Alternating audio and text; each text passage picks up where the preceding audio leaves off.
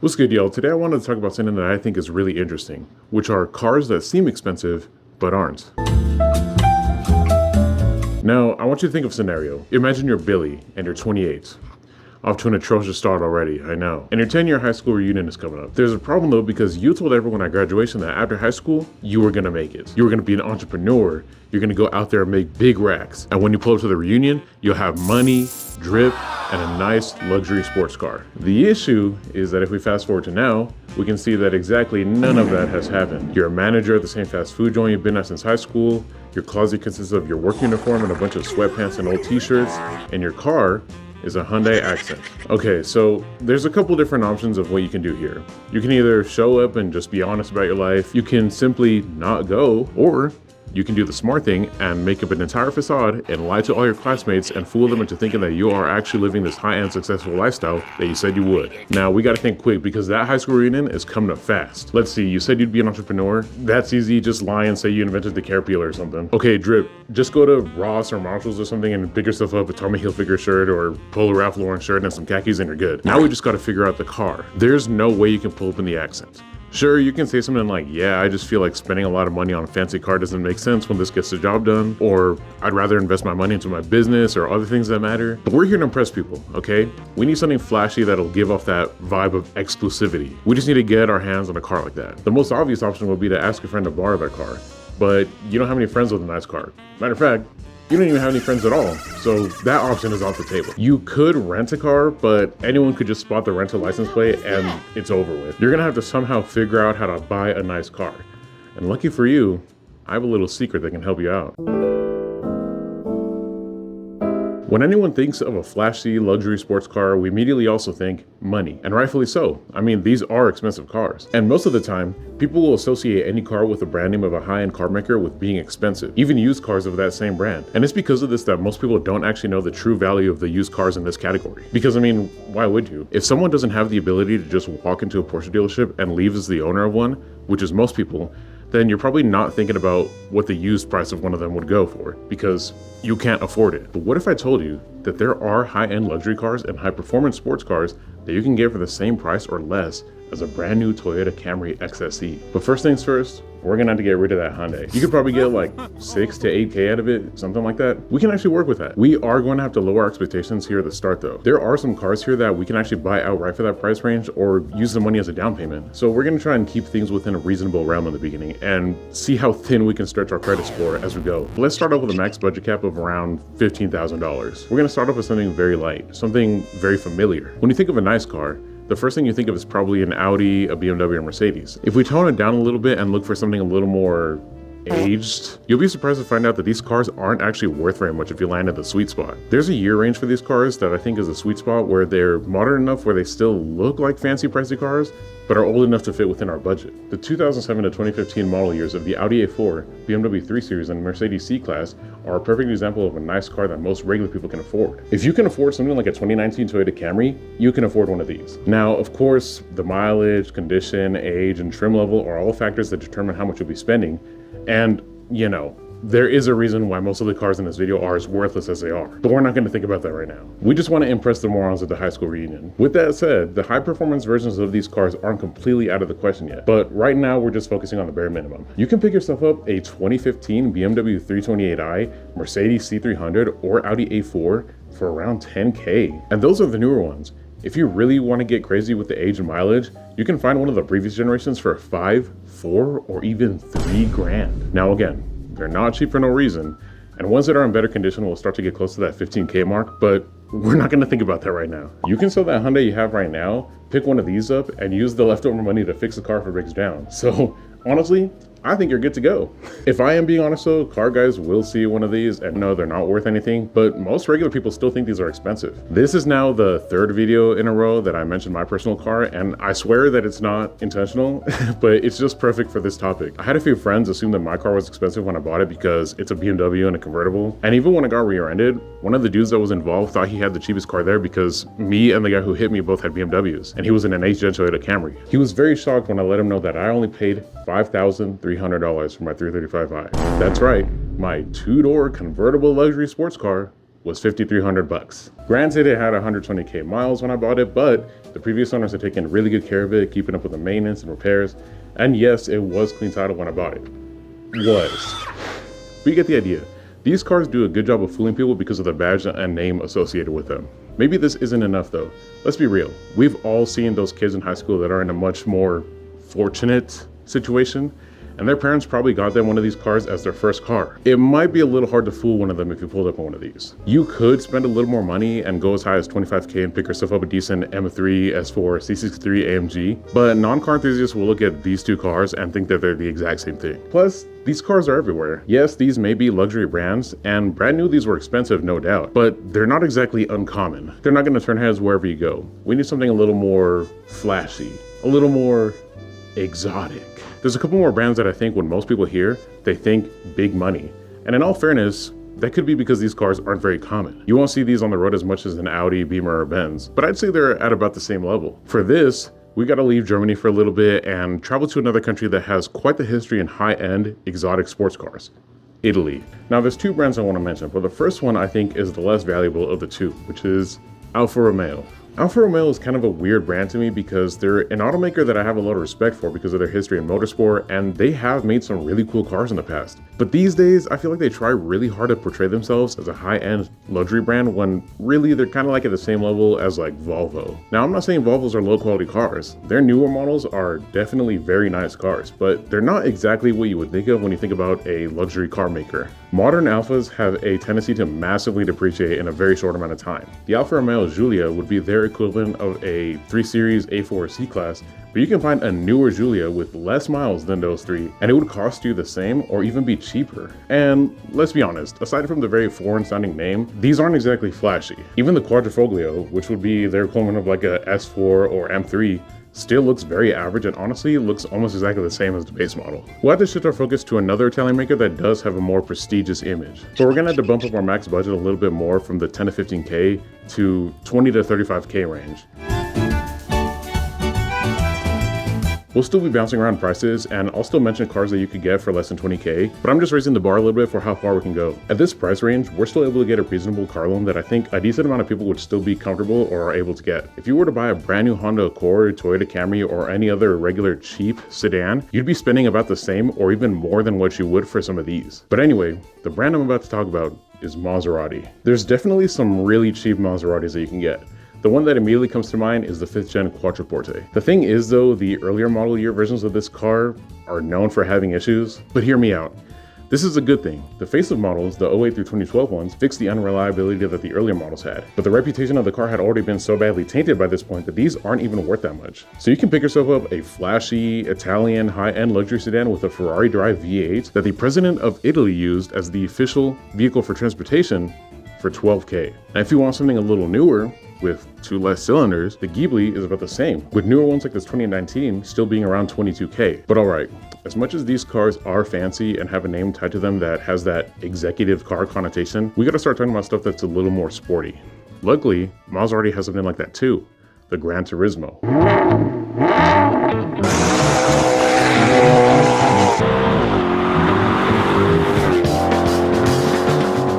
These are sick.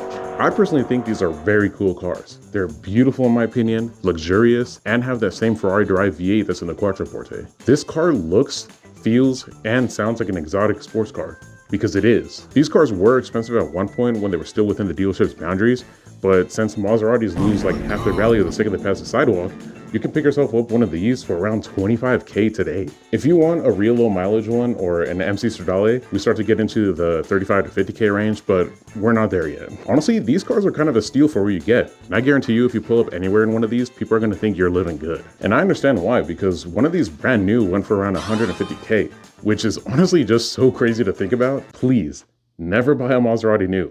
You guys think I'm joking about them losing half their value. I'm not. All right, let's bring it back to Germany real quick because there's another automaker from there that I think has some real bargains in the used car market. Porsche. When you think of an expensive sports car, this is most likely one of the names that comes to mind. And these are definitely some of the best driving focused sports cars out there. But let's tone it down a little bit and talk about some of the non-911 cars that are actually pretty affordable. Now I know I said we'd start talking about some more sporty stuff, but hear me out. The Porsche Panamera. Okay, I know. A big old heavy ass station wagon probably isn't the car you wanted me to mention when talking about Porsches. But I just had to mention it because come on, a V8 Porsche station wagon for 24K? Pretty cool. What about the Porsche Macan? Huh? V6 twin turbo crossover? 17.5? Okay, look, I personally think these are cool, but okay, let's go to a different one. How about the Cayenne? Okay, but for real, you seriously have to hear me out on this one. Out of all the cars that I've talked about and will be talking about in this video, this is probably the only car that I can confidently recommend to a regular person. First off, these are Porsches, so they're nice, high quality cars with great interiors. Second, they're very practical. These cars are honestly perfect for daily driving. And this next one applies more to the older ones, but you may be surprised to hear that these are actually very reliable. Not only that, but they're very capable off-road vehicles since that was one of the main purposes of the Cayenne when they first went on sale. And these things are cheap, really cheap. You can find a newer, nicer one kind of like this for around 20K, but the older, reliable, more durable ones like this one can be under 10 grand. You can even get one with a manual if you manage to find it. But I know what you're thinking. I don't care about being responsible and getting a car that won't make me go into egregious amounts of credit card debt. I want a cool car that will make everyone think I'm badass. Okay, but look, for Porsches at least, we'll have to bring our budget up a little bit. But for now, I'll show you something a little bit more tame. The Boxster. I know the older ones from the 2000s are kind of hated on by a lot of people in the car world, and I personally am indifferent on these. They're not my first choice when it comes to Porsches, but I do have a lot of respect for them, and I do honestly think they're kind of a bargain. These are basically if you had a Miata, but fancier. 2000s ones go for around 10K all day, but even the second generation of them, like this one, can go for around 20K. There's also the Cayman, which is the same thing but with a roof, which I personally think are cool, and these go for around 20 to 30K. These are so much cheaper than the 911 because they're just not as desirable. To everyone, the 911 is the cool one, the faster one, the iconic one. It's the one that you want to get. And because of that, the Boxster and Cayman get overshadowed because they're just the entry-level models. But I think these are perfect budget sports cars because you don't have to spend a ton to get a car that is a lightweight, quick, amazing handling, driving-oriented sports car. With that said though, at the end of the day, it is still a Porsche. And ones that would be affordable for an average person would still have to be at least 15 years old. Which means that from a visual standpoint, especially in the interior, this car can feel pretty dated. For car enthusiasts like me, this is no problem at all because if I'm buying this car, I'm buying it to rip through the canyon or at an autocross event. But I know that's not what you're looking for. You want something that people can look at and also sit in and go, oh yeah, this is a motherfucking luxury car. Brace yourselves guys, because we're gonna have to go British for this next part. Jaguar is a luxury automaker from the boys across the pond, and it's another kind of weird one for me because just like Alfa Romeo, they have a long history in motorsport and they have made some cars that are really cool. And they are, or are supposed to be, very nice luxury cars. But whenever I see one, they're usually clapped. These cars also remind me of Maserati in the sense that their value absolutely tanks after they roll off the lot. For example, take a look at this 2010 XF. It is only $6,300. Granted, this is a pretty extreme example, but what about this 2018 ZZ? 10K. This 2017 that isn't as clapped for 12K. These cars are astonishingly cheap. And I mean, for good reason. I was trying to find good examples of the sedans to show here, but the first few ones I saw either had a branded title or needed some major repairs done, like a whole ass engine or transmission replacement. Jaguar also has a luxury coupe called the XK. And these usually go for around 10K. You might even be able to find an XKR, which has a 5-liter supercharged V8 for around the same price too. Though most of them go into the 20K range for a much cleaner one with lower miles since these ones are more special and more desirable. I've actually always been a fan of these cars. I think they look super cool, and of course the supercharged V8 is always going to sound good and be fun to rip around in. The XKRS I think is my favorite version of this car, and there's also the XKRS GT, but both of those cars are more powerful and more rare cars, which means that they are currently out of our budgets. This car is kind of a poor man's Aston Martin, I feel, because they look very similar to Aston's bigger Grand Touring cars and are both British. Unfortunately though, these aren't safe from the Jaguar unreliability either, because there's this one that I found for an asking price of 6K, but it has the check engine light on. Damn! I'm not gonna lie, Jags are just clappers, I guess. But if you do want something a little more modern and sporty, Jaguar does have another car that might work a little better, the F-Type. If we're talking fancy looking sports coupes, this one is definitely in the conversation. Kind of like the Gran Turismo, these also seem to vary a lot when it comes to price, but for the most part, it looks like you can find one for around 20K, all the way to over 40K for a really nice one, or the R version, which also has a supercharged V8. All right, we kind of cheated and went a little over our budget with that last one, but honestly, if we really want to start going extreme, we're gonna have to raise that bar up a little bit more. Honestly, fuck it. I say we go up to 60K. Now I know that's really pushing it, but we'll mostly be dipping into the 35 to 50K range. By this point, these aren't cars that I would consider cheap from a general financial standpoint. Like 50K is still a lot of money. These are cars that I would say are just cheap for what they are. For regular people, some of these cars might look like they're worth hundreds of thousands of dollars when most new pickup trucks you see on the road are actually worth double.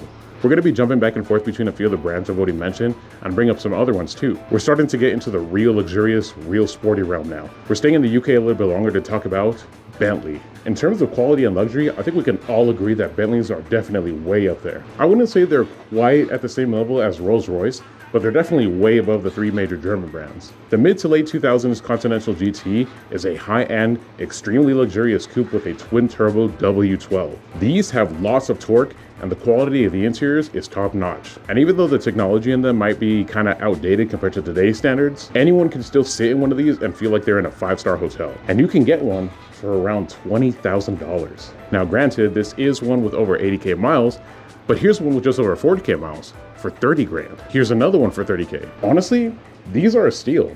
And in my opinion, even though these might be mid-2000s cars, I still think they look pretty modern and timeless. But the next generation of these can still be within reach. Now again, we'll have to look at a few high mileage examples, but I was able to find this one for 31.5 and this one for 40. Let's bring Porsche back into this because there's another option available to us now that our budget cap's been upped.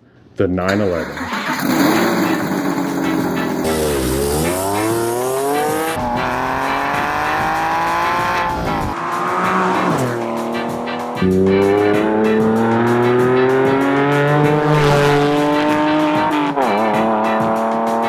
Now, like I said earlier, we have to keep our expectations low. We're not getting into any of the RS cars, no GT2, no GT3. We're also not getting into the turbo cars since those are always more valuable. We're just gonna stick to the Carrera. Now, don't let that discredit this car, okay? Saying just the Carrera is like saying I only got 800K instead of a mil.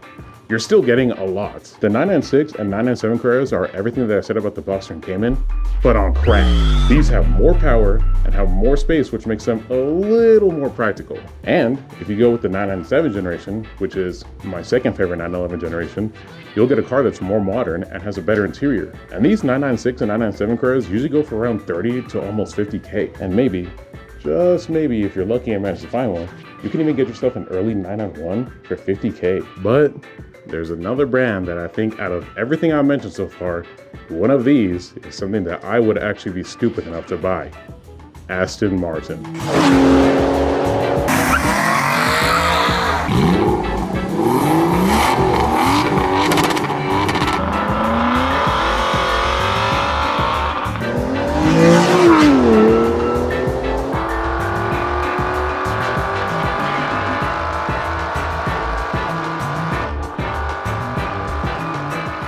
There's no way anyone hears that name and doesn't immediately think expensive, high-end luxury sports car.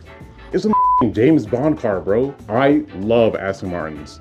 These cars are absolutely gorgeous, and even though Aston Martin has always kind of focused on very luxurious Grand Touring cars, they still have some really fun, sportier cars too. We're going to be talking about the mid-2000s to mid-2010 models, which, to be honest, I personally like the most. I think it's mostly the nostalgia factor, but this era of Aston Martin are honestly some of the coolest looking ones in my opinion. Although I definitely think the newer ones are absolutely beautiful too. Let's start with a more reasonable one, the V8 Vantage. These cars are lightweight, quick, fun, beautiful cars that sound amazing.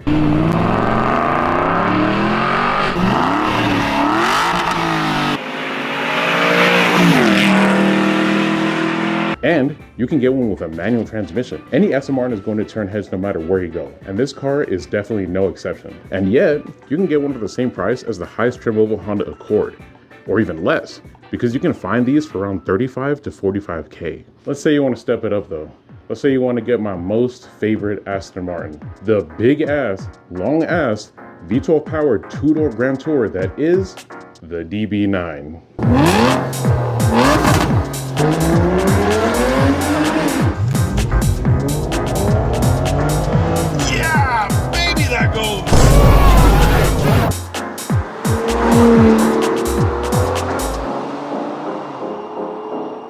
Well, these can be found for around 60K to as low as 30K for a convertible, though I'd personally stick with the coupe.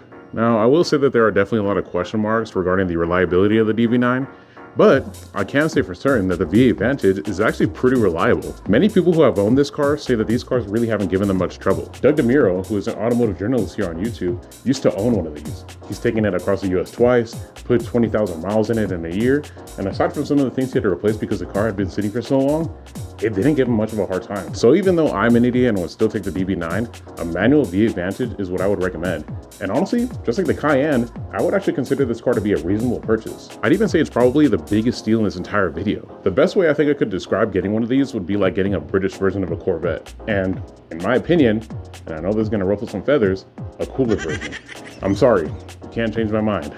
But if you do want a Corvette, you're lucky because these cars are also very cheap. Now, I personally have never considered Corvettes to be expensive cars. I think it's just because I've always known how inexpensive these are, but I still have to mention it because, come on, these are some of the most iconic sports cars out there. Every white dad in America has wanted one of these. Every boy in America has seen one of these in a magazine or calendar and freaked out when they see one in person.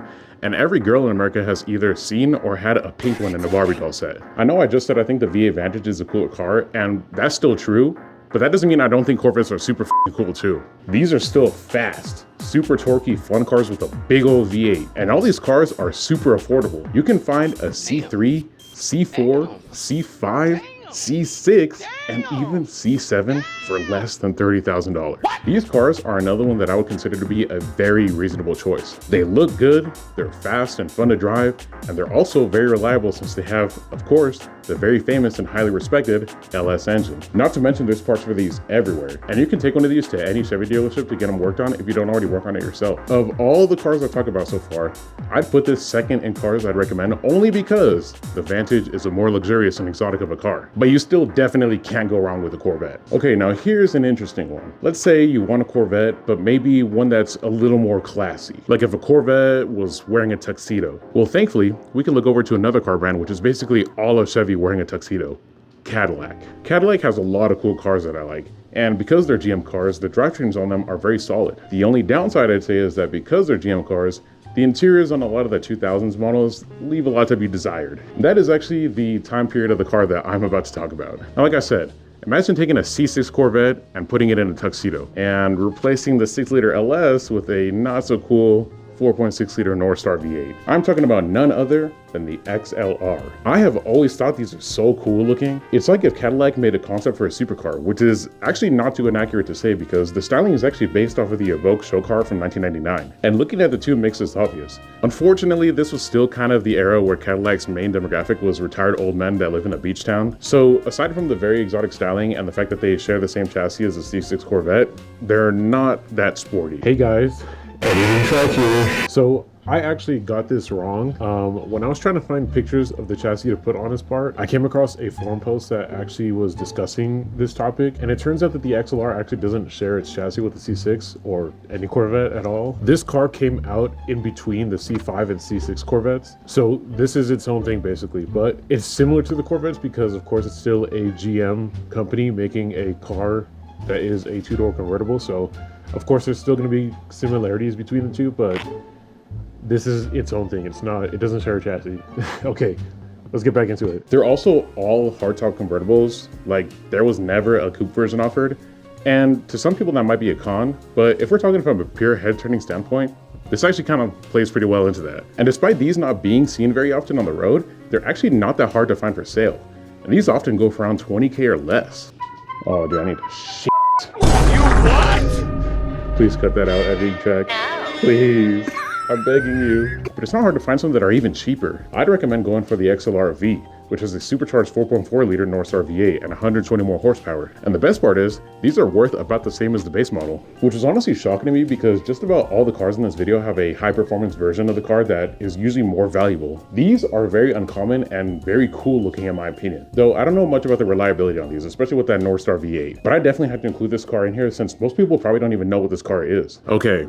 There's a couple car brands that I'm sure you've noticed I've been avoiding. And that's because for these, we'll have to really start looking into a loan shark to get one. I'm raising the cap up to $100,000. I know that sounds crazy, but I kind of have to do it so it makes it a little easier to find examples of these. Because if I'm being honest, if you want one of these, you're going to be spending big money no matter what. But considering how much these cars cost new, this is definitely a much less painful number. Okay guys, let's talk about them. Let's talk about the two brands that go hand in hand with showing off, being flashy, flaunting money, and status symbolism. Ferrari and Lamborghini.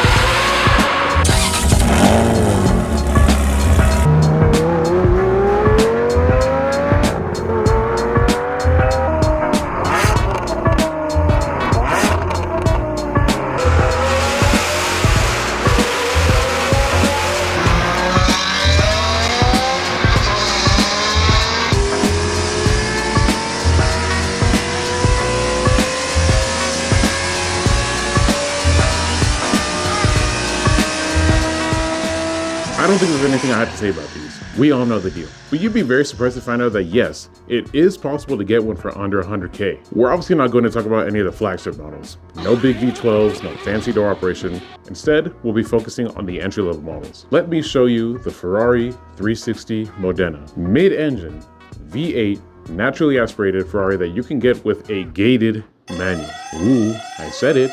I said the car enthusiast buzzword, gated. Gated manual transmission.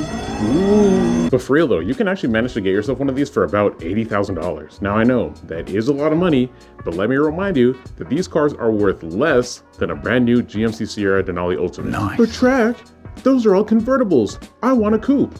Got you. Track, I want something newer. Well, that's gonna be a little bit harder, but you might be able to pick yourself up an F430 Spider, the successor to the 360, also with a gated manual. Oh, you want something even newer? Well, lucky for you, there's the California. Now, personally, I'm not a huge fan of the way these look. I think the Portofino looks a lot better, but I mean, it's still a Ferrari. Okay, well, what about Lamborghini? May I interest you in the first-gen Lamborghini Gallardo? V12, all-wheel drive, also offered in the gated manual, 80 to 100K. Again, yes, I know that's a lot of money, but dude, a V10 with a gated manual? Seriously, the fact that someone can buy one of these over a brand new, well-equipped, top trim level pickup truck is crazy. Like, I would much rather get another NBS Silverado along with one of these over a new truck any day. Now, before we move on, I also do want to mention that around this price range, more 991s, C8 Corvettes, and, you know, cooler trim levels of a bunch of the cars I've already mentioned start to become more affordable. And maybe, just maybe, if you get real lucky,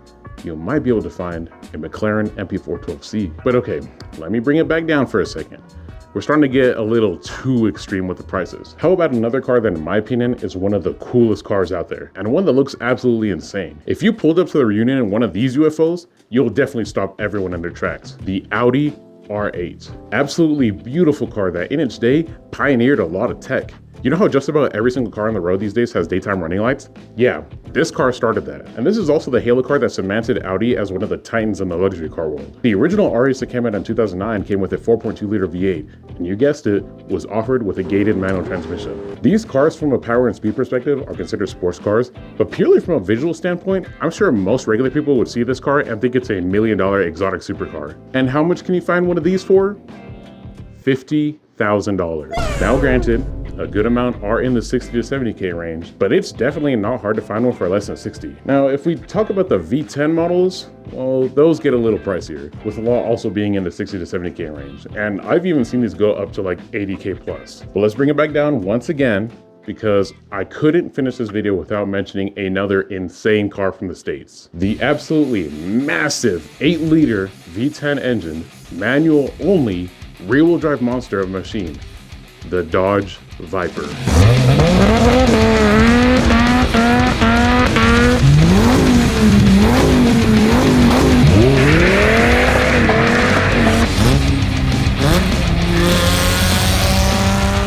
If you have a death wish, you can get one of these for around $40,000. But even the second generation with the 8.3 and later in the facelift 8.4 liter V10 goes for around 40 to 50. And yes, I know technically these are considered a third gen, but I don't care.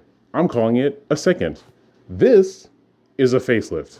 Now, unfortunately, the second gen coupes which are my personal favorite of all the Vipers, are harder to find and more expensive, going for 70K to around 90K. But either way, this car is absolutely insane. And the fact that it's so easy to pick one of these up is low-key scary. If you don't know what you're doing, this car will wrap you around the telephone pole in an instant. That's the only reason why this car isn't exactly one I would so easily recommend. Any sports car that is faster than an average commuter is going to be more risky for a regular person to drive. But Vipers are just straight up dangerous. At the same time though, that's also one thing about these cars that makes them even cooler in my eyes. But alright, I've yapped enough and I think it's time to start wrapping this up.